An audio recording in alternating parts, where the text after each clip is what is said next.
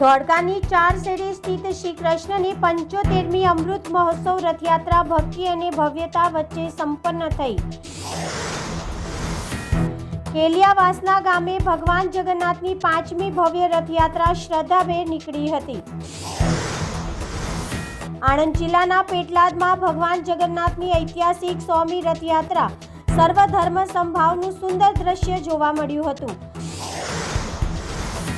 નવસારી જિલ્લાના ગણદેવી તાલુકાના બિલીમોરામાં 39મી જગન્નાથ રથયાત્રા ભક્તિ, સેવા, સુરક્ષા અને સાંપ્રદાયિક સૌહાર્દનો અનોખો સંગમ જોવા મળ્યો હતો।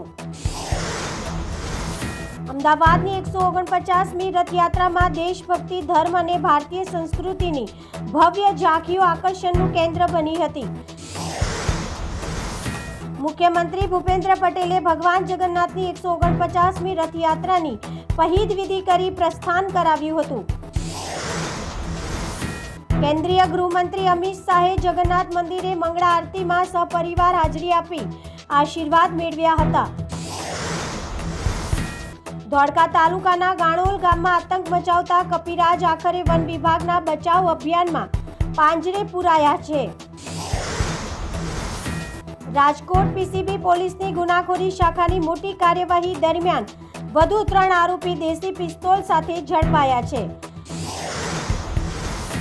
ઉના પોલીસ મથકે લાંચ લેતા ગૃહરક્ષક દળના જવાનને ભ્રષ્ટાચાર વિરોધી શાખાએ રંગે હાથે ઝડપી પાડ્યો છે।